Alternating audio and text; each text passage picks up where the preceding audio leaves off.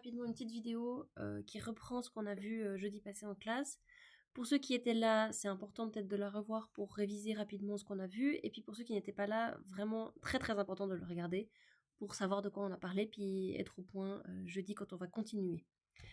Donc on a parlé des phrases relatives. Relatives, ça c'est donc des phrases relatives. Je vais vous commencer par vous expliquer ce que c'est en français. Et ensuite on va voir comment ça marche en allemand. Donc première chose, on prend un exemple, c'est toujours plus simple de travailler qu'un exemple. Cet homme s'appelle Ryan Gosling et non pas David Beckham. Et puis, mon PowerPoint n'a pas envie de fonctionner. Oui, cet homme est un... Je vous le donne dans le mille. Cet homme est un acteur. Maintenant, au lieu d'avoir deux phrases, cet homme s'appelle Ryan Gosling, cet homme est un acteur, j'aimerais en faire une seule. Donc comment est-ce que je m'y prends? Cet homme est un acteur, s'appelle Ryan Gosling. Jeudi passé, on m'a proposé « et il » s'appelle Ryan Gosling. C'est malheureusement pas une phrase relative, et puis je trouve qu'on peut mieux faire. Cet homme est un acteur qui s'appelle Ryan Gosling. Ce « qui » ici, c'est un pronom relatif. Et il va introduire ici la suite, ça c'est une phrase relative. Ça veut dire qu'on veut donner une précision sur cet acteur, on aimerait donner plus d'informations sur lui, alors on fait une phrase relative qui précise un petit peu la donnée. Si on va un petit peu plus loin, on peut aussi dire « cet homme est un acteur, j'aime beaucoup ». Qu'est-ce qu'on peut mettre là au milieu comme pronom relatif pour relier ces deux phrases? Spontanément, vous devez le faire, je pense, juste « cet homme est un acteur que j'aime beaucoup ». Donc ça, normalement, voilà, on met plein de petits cœurs pour bien s'en rappeler. Cet homme est un acteur que j'aime beaucoup. Pourquoi est-ce que le « qui » qu'on avait tout à l'heure est devenu un « que » ? Avant, on disait « cet homme est un acteur qui s'appelle Ryan Gosling ». Et maintenant, on dit « cet homme est un acteur que j'aime beaucoup ». Jeudi passé, vous avez trouvé assez rapidement la différence entre les deux phrases, c'est qu'ici, on a un nouveau sujet. J'aime beaucoup cet acteur. Alors qu'avant, c'était « cet homme est un acteur qui s'appelle Ryan Gosling ». Donc, le « qui », en fait, correspondait au sujet. Cette fois-ci, j'aime beaucoup cet acteur. Le « que » correspond à quoi? On répond à quelle question? J'aime beaucoup qui? Ryan Gosling. Et si on répond à la question qui ou quoi, c'est nominatif, accusatif ou datif? Là, normalement, comme vous avez tous bien suivi, vous savez que c'est de l'accusatif. Quand on répond à la question qui ou quoi, c'est de l'accusatif. Donc même en français, on change le pronom relatif, il devient que. Au lieu d'avoir qui, on a que, parce que c'est de l'accusatif. Donc vous voyez, vous utilisez l'accusatif au quotidien sans en avoir conscience. Pour le moment, on va rester là-dessus. Le pronom relatif peut être à l'accusatif ou au nominatif. Il y a encore d'autres choses qui vont venir se greffer là-dessus. Je pense que si on commence avec le nominatif et l'accusatif, c'est déjà un bon début. Donc cet homme est un acteur que j'aime beaucoup. Donc, en français, normalement, vous devriez déjà être plus ou moins au clair. Dieser Mann ist ein... Comment est-ce qu'on dit acteur en allemand? Pour ceux qui étaient là jeudi passé, normalement, ça doit revenir assez rapidement. Dieser Mann ist ein Schauspieler. Et puis, dieser Mann heißt Ryan Gosling. Là, il n'y a pas de difficulté colossale avec ces deux phrases. Maintenant, je vais faire une phrase relative. Donc là, il y a 3 règles à observer. Première règle, on met toujours une virgule entre la phrase principale et la subordonnée. La virgule marque la séparation entre la phrase principale et la subordonnée. Ensuite, on a un pronom relatif. Et puis ensuite, on a la phrase relative.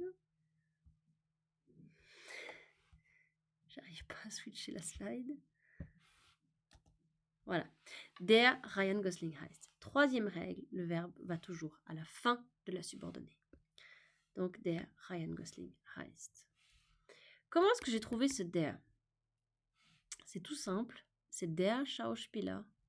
Et je reprends le déterminant du mot sur lequel je donne des précisions. Donc là, si vous êtes tous au clair, normalement, je devrais pouvoir faire ça maintenant avec une actrice. Et ça va jouer tout bien. Ist ein Schauspieler, c'est der Schauspieler. Donc, je reprends ce der ici. Le verbe va à la fin et il y a toujours une virgule qui sépare la subordonnée et la principale. On fait le même exercice, mais cette fois-ci avec une actrice. Donc, on a dit acteur, c'est Schauspieler.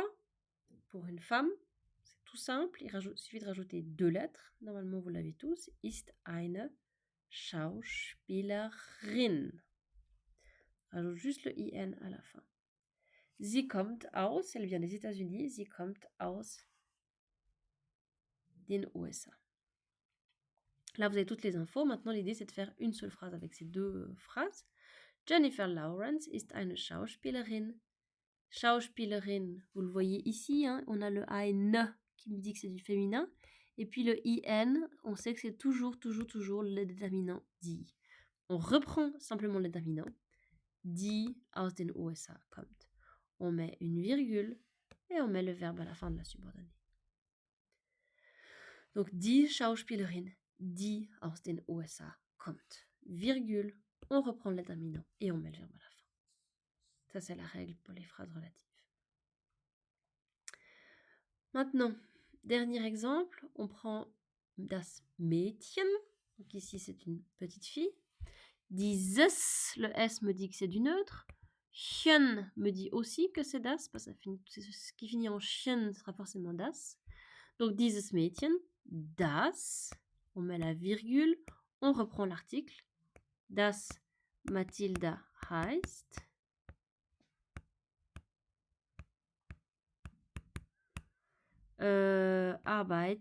Ist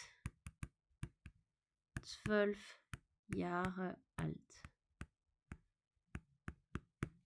Cette petite fille s'appelle Mathilda.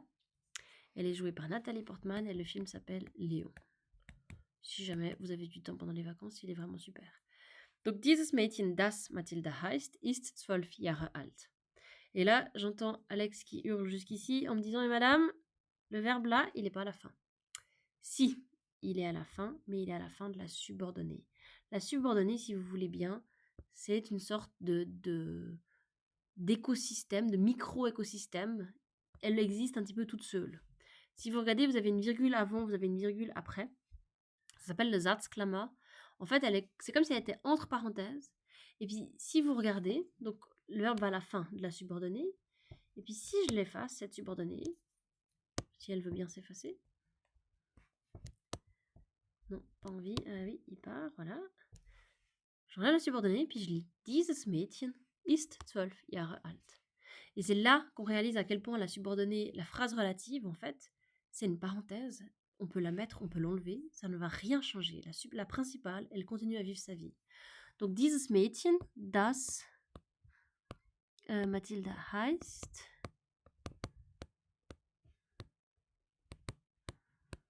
ist 12 Jahre alt.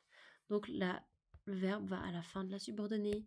On reprend le déterminant. On a une virgule au début, une virgule à la fin de la subordonnée. Ist 12 Jahre alt. Donc là, en théorie, si vous êtes au clair avec la théorie, vous pouvez sans autre faire cet exercice. J.K. Rowling, je dis directement, c'est une femme qui a écrit Harry Potter. Quand vous ne le savez pas, c'est Joanne quelque chose. Donc, ici, c'est une femme. Donc, logiquement... Alors, attendez, je mets pause. Je vous laisse faire l'exercice. Puis, une fois que vous avez fini l'exercice, on regarde. Je fais le corriger, puis je vous explique. Donc, ouais, mettez pause. En fait, je sais pas pourquoi j'arrête de parler. Vous avez qu'à mettre pause, et puis vous continuez.